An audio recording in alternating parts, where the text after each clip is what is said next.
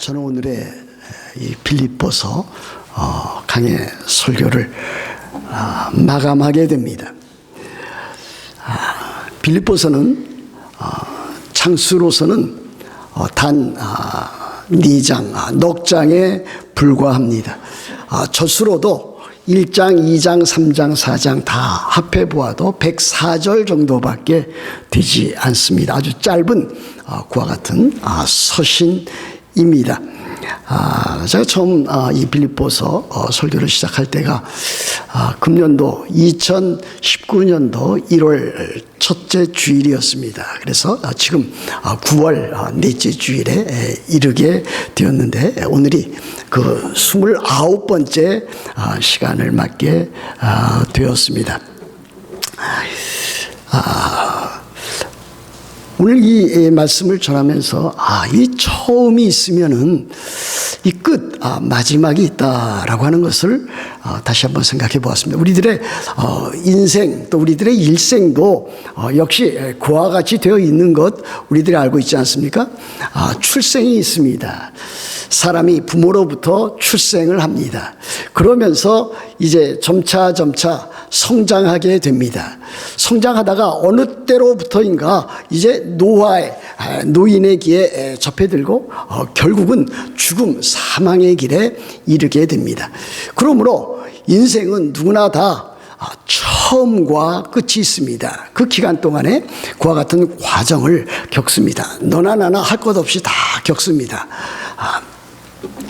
하나님께서 행하시는 일들도 구원의 그 역사도 마찬가지라고 하는 생각이 들었습니다. 하나님께서 온 천지 만물을 창조하셨습니다. 창조가 있었습니다. 태초에 하나님이 천지를 창조하시니라. 그런데 사람이 타락을 했습니다. 타락한 것에 대해서 하나님께서 구원의 계획을 펼쳐 보이셨습니다.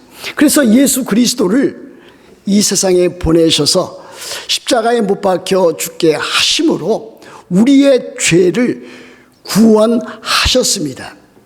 그 구원의 성취입니다. 그렇다고 해서 그 모든 구속사가 완성된 것은 아닙니다. 오늘 찬양팀이 찬양한 바대로 그날이 있습니다. 예수 그리스도께서 영광스럽게 재림하시는 그 날이 있습니다. 그날이 곧 구원의 완성입니다. 그러므로 이 구원의 역사, 구속의 사도 이렇게 살펴보면 창조, 타락, 구속의 성취, 그리고 구속의 완성이 있습니다. 우리들은 이와 같은 시간 속에서, 이와 같은 시대 속에서 살아가고 있습니다. 한 개인의 생명, 또 하나님께서 창조하신 그 창조, 한 개인의 또 죽음, 또 한 모든 역사가 이제 마지막, 그래서 시작과 끝이 있는 것 볼 수가 있겠습니다. 오늘의 본문은 두 부분으로 되어 있습니다.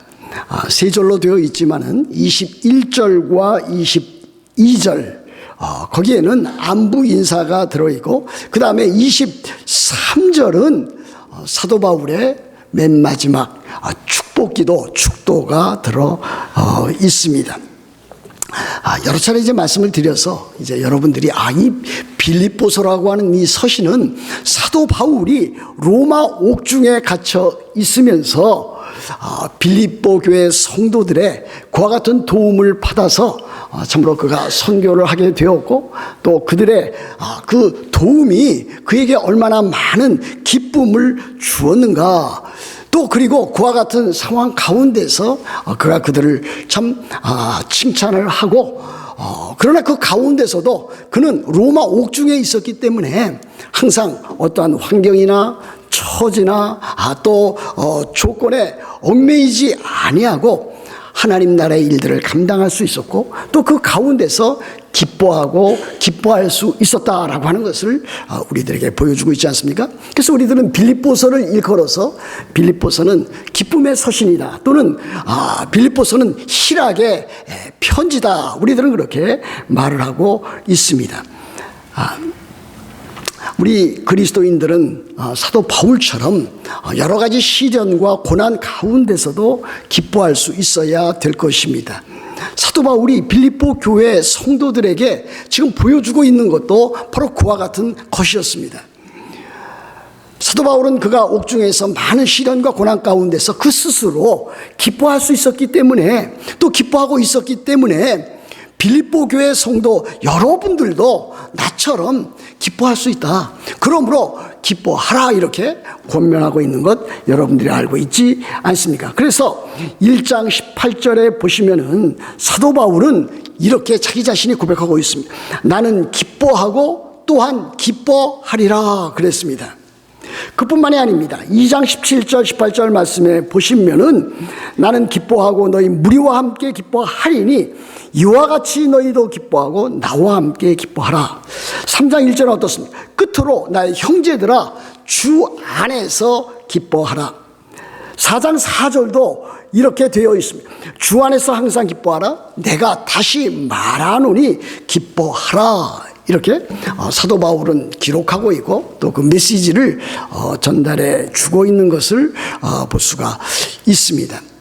사람들은 너나 나나 할 것 없이 어떤 환경에 휩쓸려서 환경 아래서 그것을 극복하지 못하고 거기에 주저앉고 많은 그와 같은 사람들 우리들이 많이 봅니다.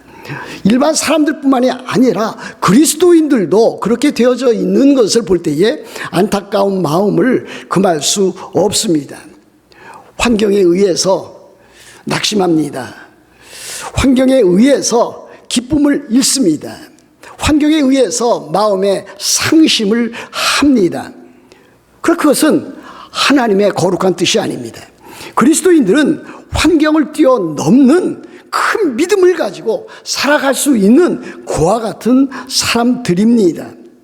내게 능력 주시는 자 안에서, 예수 그리스도 안에서 내가 모든 것을 할 수 있다라고 하는 그와 같은 믿음, 큰 믿음을 가지고 환경을 이겨나가는 사람이 참된 믿음의 사람인 것을 우리들은 알 수 있지 않겠습니까? 21절 보십시오. 이렇게 되어 있습니다. 그리스도 예수 안에 있는 성도에게 각각 문안하라. 나와 함께 있는 형제들이 너희에게 문안하고 그랬습니다. 여러분 자세히 살펴보시면은 이 메시지는 무엇을 보여주고 있습니까? 사도 바울은 그리스도 예수 안에 있는 성도에게 각각 문안하라 그랬습니다. 사도 바울은 지금 빌립보 교회에 있는 그 성도들에게 문안하라고 요청하고 있습니다. 누구에게?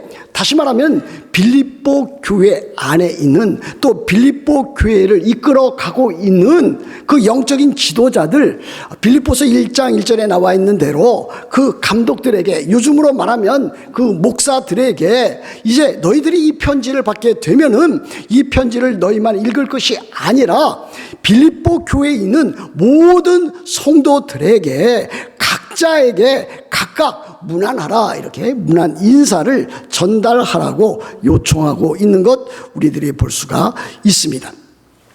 여기 보시면은 그리스도 예수 안에 있는 성도라 그랬습니다. 그런데 영어 성경에 보면은 모든 성도라 그랬습니다. Every saint 그랬습니다. 여러분 성도라고 하는 말을 우리들이 잘 생각해 보아야 됩니다. 이 로마 가톨릭에서는 이 성도, 다시 말하면 영어로 그 세인트를 아주 특출나고 한정된 그와 같은 사람들에게만 그 직위를 그렇게 주었습니다.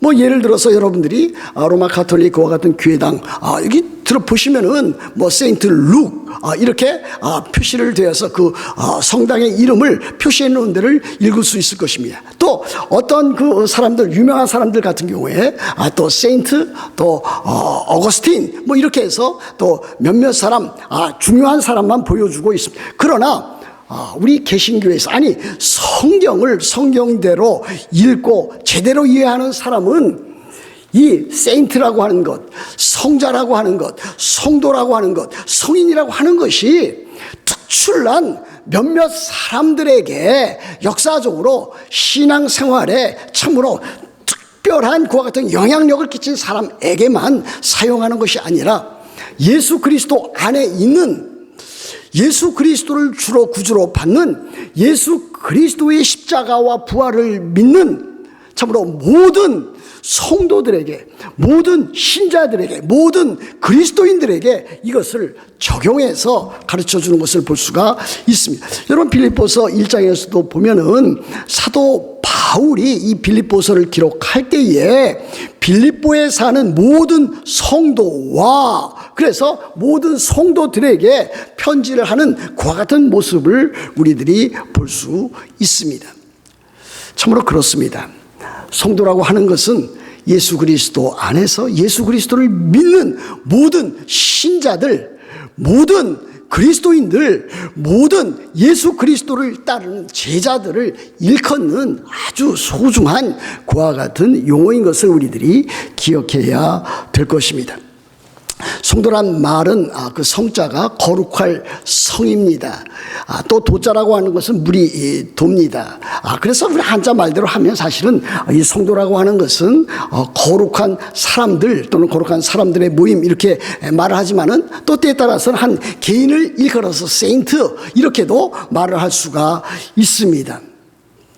이 성도는 이 세상에 있는 모든 그리스도인이라고 그랬습니다. 한 가지 더 덧붙일 수 있지 않겠습니까? 많은 사람들이 교회에 있는 그 교인들을 둘로 나누어서 부르는 것을 볼 수가 있습니다. 특별히 목사라든지 또는 총회장이라든지 그와 같은 사람들, 또 그와 같은 사람들을 성직자라 이렇게 부릅니다. 그리고 일반 교인들을 일컬어서 성직자와 대별되는 평신도라 이렇게 부르고 있습니다. 아마 평신도라고 하는 말을 한국 교회에 가장 많이 그렇게 보급한 사람은 아마 옥하는 목사가 아닌가 이렇게 생각이 되어집니다. 그분은 평신도를 깨운다라고 하는 아주 중요한 책을 썼습니다. 그런데 그 제목을 평신도라고 하는 말을 썼습니다. 저는 그것이 매우 유감스러웠습니다. 성도들을 일컬어서 성직자와 평신도로 나누는 것은 로만 캐톨릭 이 구교의 그와 같은 관행입니다. 그러나 우리 개신교는 그렇지 않습니다. 개신교는 성도들이 있다, 그리스도인들이 있다, 신자들이 있다, 예수 그리스도를 따르는 제자들이 있다. 그런데 그것을 나눌 수가 있다면 그것은 직분자와 일반 성도로 그렇게 나눌 수가 있는 것입니다. 직분자들도 성도들 가운데 하나입니다. 목사도 그렇습니다. 장로도 그렇습니다. 안수 집사도 그렇습니다. 또 권사들도 그렇습니다. 그들 역시 직분자로서 성도입니다. 일반 모든 성도들도 그와 같은 직분을 혹시라도 갖고 있지 않다 할지라도 예수 그리스도를 믿는 신자라면 그들도 역시 성도입니다. 그러므로 우리들은 여기 나타나 있는 대로 그리스도 예수 안에 있는 성도에게 각각 문안을 했을 때 이 사도 바울이 빌립보 교회 안에 있는 모든 성도들, 그들이 감독 또는 장로, 목사와 같은 그와 같은 직분을 갖고 있는 직분자이건 아니면 일반 참으로 성도들이 이건 간에 모든 성도들에게 각각 문안하는 그와 같은 모습을 성도라고 하는 말로 표현해 놓았다, 그렇게 우리들이 알 수가 있습니다. 그러므로 우리들은 참 성도가 되기 때문에 여러분이나 저나 참 그리스도 예수 안에 있는 성도가 되기 때문에 이 성도된 이와 같은 정체성, 이와 같은 신분을 늘 마음에 새겨두어야 될 것입니다. 성도라면은 참으로 하나님께서 세상 사람들과 분리해서 따로 구별되어 세운 사람들입니다. 예수 그리스도를 믿는 사람들입니다.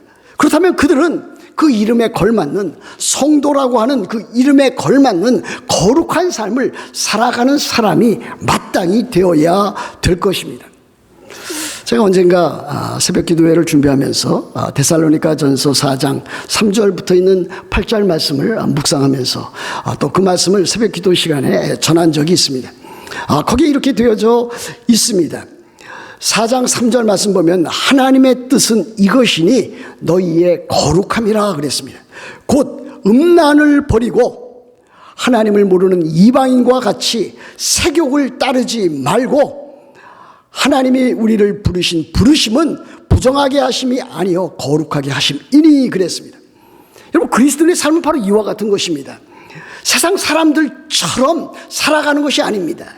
음란하게 세욕 거리를 따라서 살아가는 사람이 아닙니다. 거룩하게 사는 사람들입니다. 하나님 사랑하고 이웃 사랑하는 그와 같은 사람들입니다. 그리스도인이라면 마땅히 그렇게 살아가야 되지 아니하겠습니까? 적어도 그리스도인이라면 참으로 그렇게 온전하게는 살지 못한다 할지라도 그렇게 살지 못하는 일에 대해서는 가슴 아파하고 애타하고 그렇게 살겠다고 하는 결심을 가지고 잘못한 모든 죄악이 있다면 그것을 돌이켜 회개하고 거룩을 추구해 나가는 그와 같은 사람이라고 할 수가 있겠습니다. 21절 하반절에 보면 또 이와 같은 말씀이 있지 않습니까? 나와 함께 있는 형제들에게 너희에게 문안하라 그랬습니다. 사도 바울과 함께 있는 형제들은 누구겠습니까? 빌립보서 쓸 때 그 앞에 맨 앞에 나와 있는 디모데, 그리고 또 로마 옥중에 갇혀 있는 이 사도 바울과 함께 여러 가지 사역을 돕고 있었던 누가복음과 사도행전을 기록한 누가였을 것으로 우리들은 쉽게 찾아볼 수가 있습니다. 그들도 역시 너희들에게 문안한다 이렇게 되어 있습니다. 근데 22절 보십시오. 어떻게 되어 있습니까? 모든 성도들이 너희에게 문안하되 특히 가이사의 집 사람들 중 몇이니라 그랬습니다. 모든 성도들이 너희에게 문안하되 어디에 있는 성도들입니까? 로마 교회에 있는, 로마 교회에 속해 있는 그 성도들이 빌립보 교회에 있는 성도들, 빌립보 교회 성도들에게 문안한다 그랬습니다. 그런데 특별히 그 중에 로마 교회 안에 있는 가이사 집 사람들 중 몇이 특별히 너희들에게 문안한다 이렇게 보여주고 있습니다. 여러분들이 알다시피 이 빌립보라고 하는 이 도시는 지금의 그리스 있습니다. 그리스 북부 마케도니아 지방에 있습니다. 그리고 지금 사도 바울이 로마 옥중에 있었다고 했는데 로마는 지금의 이탈리아의 가장 중요한 도시입니다. 그 거리는 상당히 멀리 그 당시에는 떨어져 있는 것으로 인식하고 있었습니다. 그럼에도 불구하고 로마 교회 성도들이 특별히 가이사 집에 있는, 가이사는 시저를 말하고 있습니다. 키사로. 시저의 그 로마 황제, 그 당시는 네로 황제 있었는데 그 집 사람들 가운데 몇 사람이 또 그렇게 문안한다 이렇게 되어 있는 것을 볼 수가 있습니다. 이게 참으로 놀라운 사실 아니겠습니까? 우리들은 지금 이 뉴욕 만나교회에 속해 있습니다. 그래서 함께 지금 예배를 하고 있습니다. 뉴욕 만나교회 성도들은 서로 아주 가족 식구들처럼 서로 삶을 나누고 힘들고 어려운 일이 있을 때 서로 위해서 기도해주고 또 필요한 것들을 채워주는 그와 같은 공동체입니다.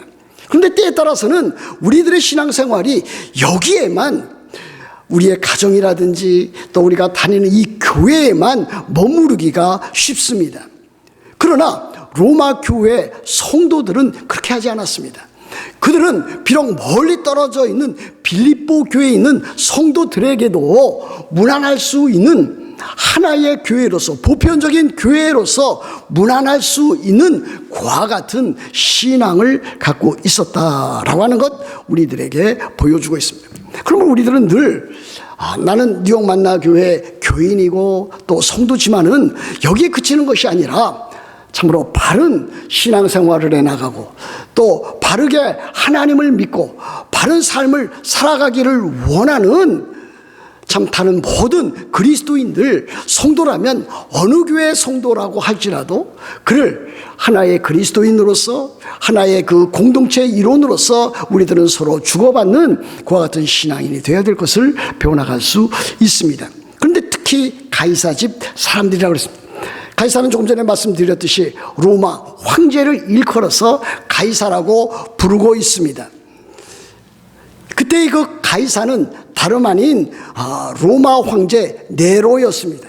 그런데 네로의 측근 가운데 또는 네로를 또 섬기는 그 자유민이라든지 또는 종이라든지 또는 근위병이라든지 또 그와 같은 자들 가운데 예수 그리스도를 주로 구주로 믿는 신자 성도가 있었다라고 하는 것을 우리들에게 보여주고 있지 않습니까?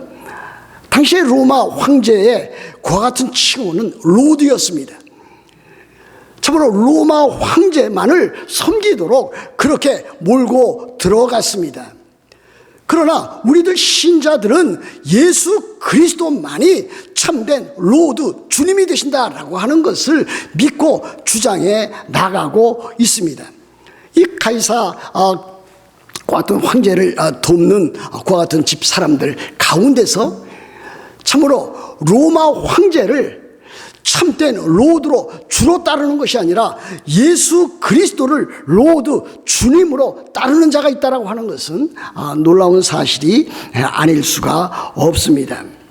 바로 이와 같은 로마 황제 옆에 있었던 그를 또 참 섬기고 있었던 사람들 가운데서 신자가 생기고 성도가 생겼다고 하는 것은 매우 놀라운 일 아닐 수 없습니다. 여러분, 오늘 사는 우리들도 마찬가지로 어떤 시대에 살고 있습니까?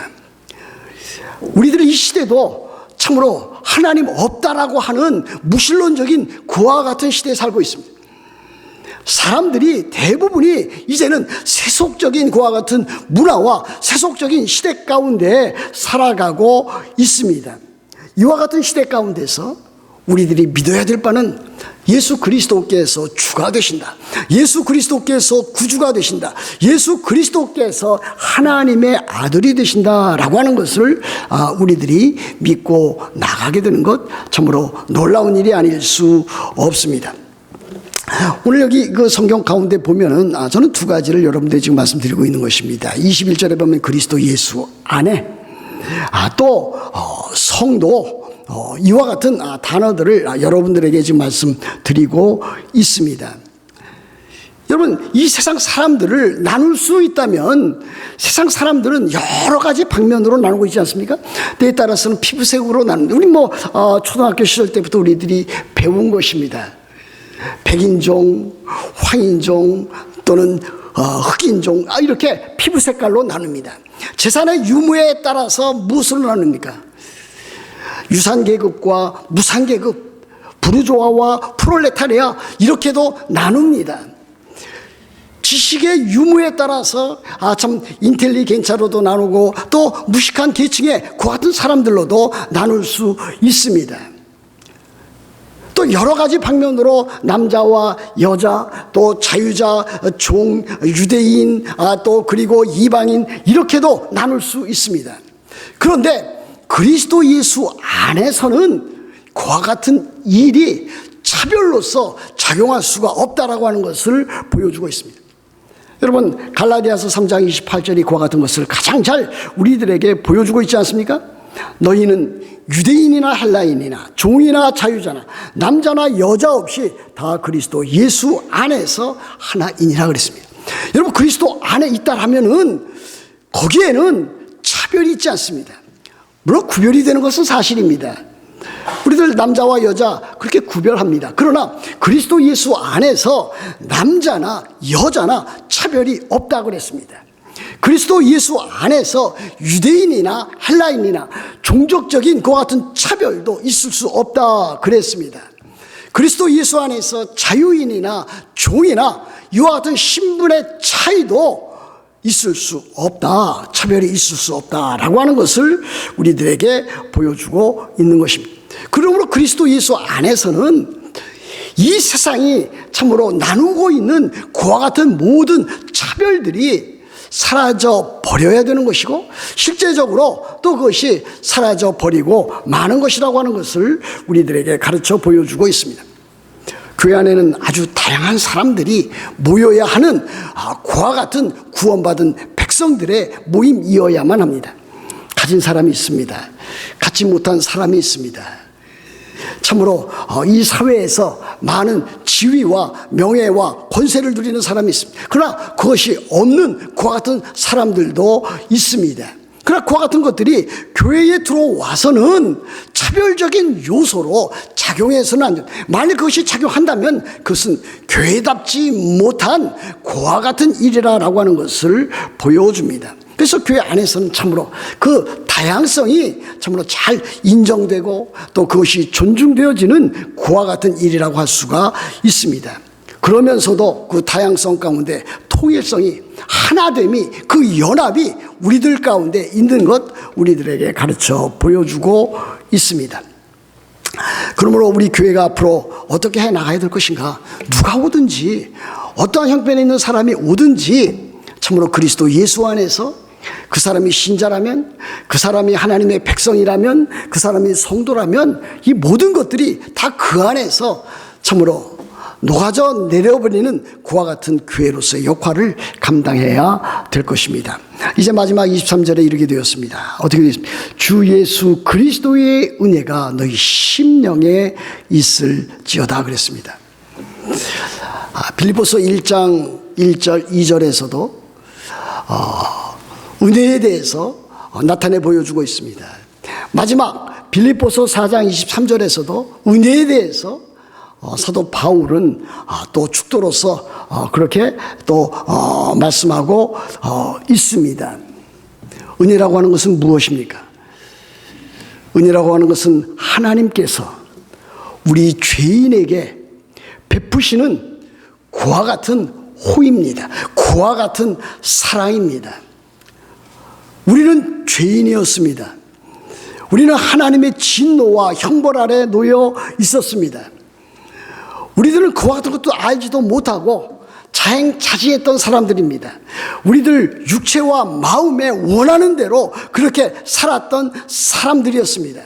만약 우리가 예수 그리스도를 믿지 아니했다면 여전히 죄 가운데서 그렇게 살았을 것입니다. 하나님 없이, 소망 없이 세상 사람들처럼 그렇게 부패하고 타락한 모습을 보이면서 그렇게 살았을 것입니다. 그런데 우리들에게 하나님의 은혜가 임했습니다. 그 하나님의 은혜를 인하여 우리들이 죄와 사망과 율법의 저주로부터 건짐을 받았습니다. 그래서 우리들이 참으로 물과 성령으로 거듭나게 되었고 새 생명을 얻게 되었고 하나님의 자녀가 되었고 하나님의 백성으로서 성도로서 이 세상에 살면서 비록 참으로 죄와 또 사건과 또 여러 가지 고난으로 우리들이 고통을 당하지만 그 가운데서도 영원한 하나님 나라에 대한 소망, 새하늘과 새 땅에 대한 소망을 가지고 거룩으로 또 사랑으로 그렇게 살아가는 그와 같은 사람이 되었습니다. 그러면 은혜라고 하는 것은 하나님께서 예수 그리스도 안에서 성령으로 말미암아 우리들에게 베푸시는 이 구원의 큰 일, 이것이 은혜입니다. 여러분들이 예수 그리스도를 주님으로 구주로 믿고 있다면, 여러분들이 물과 성령으로 거듭난 하나님의 백성이라면 여러분들은 바로 그와 같은 하나님의 은혜를 덧입고 있는 자라고 말할 수 있습니다. 자, 이와 같은 기록을 하나 보았습니다. 어떤 나이 많은 늙은 추장이 한 선교사를 통해서 복음을 들었습니다. 우리들이 참 인디언에게 선교한 유명한 사람들 가운데서는 조나단 에드워즈 또 그가 참 함께 사역했던 그와 같은 사람들 가운데 이 인디안 선교에 대해서 많은 참 관심을 갖고 있는 그와 같은 자들이 있는 것 우리들이 알고 있습니다. 그런데 그 나이 많은 인디언 추장이 이제 예수 그리스도를 믿게 되어서 그가 그리스도인다운 삶의 모습을 다른 인디언들에게 다른 부족 추장들에게 그와 같은 것을 나타내 보였습니다. 믿지 않고 있었던 그들이 참으로 예수 그리스도를 믿게 된 그 늙은 추장을 보고서 당신의 삶이 어떻게 그렇게 참 변화될 수 있었습니까? 그것을 물었습니다. 그때 그 늙은 그 추장, 그리스도인이 된 그 추장이 자기 자신이 참 작은 벌레 하나를 손으로 들어 올려서 장작더미에 쌓아져 놓여져 있는 거기에 그 벌레를 놓았습니다. 그리고 그 장작더미에 불을 질렀습니다. 불이 활활 타오르게 될 때에 그 늙은 추장이, 그리스도인 추장이 그 벌레를 손으로 들어 올렸습니다. 그래서 그 벌레를 건져내었습니다. 그러면서 이렇게 이야기를 했습니다. 하나님의 은혜, 바로 내가 그 벌레였습니다. Me, that worm. 그렇게 참 고백했다고 하는 이야기를 제가 들은 적이 있습니다. 바로 이것입니다. 하나님의 은혜가 저에게 임했고 여러분들에게 임했습니다. 그 하나님의 은혜를 일컬어서 오늘 마지막으로 주 예수 그리스도의 은혜라 그랬습니다. 여러분, 하나님의 은혜와 주 예수 그리스도의 은혜는 동일한 것입니다. 축도할 때 보시면은 맨 처음에 나와 있는 것이 우리 주 예수 그리스도의 은혜와 하나님의 사랑과 이렇게 나와 있지 않습니까? 다 동일한 내용을 담고 있습니다. 하나님의 은혜는 곧 그리스도, 예수 그리스도의 은혜입니다. 성부 하나님께서 예수 그리스도 안에서 베푸신 그 은혜와 사랑, 그것은 동일한 것이라고 말씀드릴 수 있습니다. 우리들이 예수 그리스도를 믿게 되면 우리들이 예수 그리스도 안에 있게 됩니다. 예수 그리스도 안에서 우리들의 신앙은 그때부터 출발하게 됩니다. 출발하면서 여러 가지 과정을 우리들은 겪습니다. 그러나 우리들은 하나님의 은혜를 인하여 참으로 구원을 얻고, 하나님의 은혜를 인하여 우리들이 살아가고, 하나님의 은혜를 인하여 우리들은 삶을 마감하게 됩니다. 그리고 하나님의 은혜를 인하여 새하늘과 새 땅에 우리들이 들어가게 됩니다. 이와 같은 것들이 바로 하나님의 은혜요, 우리 주 예수 그리스도의 은혜입니다. 사도 바울이 맨 마지막에 빌립보 교회 성도들에게 주 예수 그리스도의 은혜가 너희 심령에 있을지어다 이렇게 축도한 것처럼 저도 여러분들에게 이렇게 축도하고 싶습니다. 주 예수 그리스도의 은혜가 여러분들, 뉴욕 만나교회 모든 성도 여러분들에게 있기를 축복합니다. 아멘.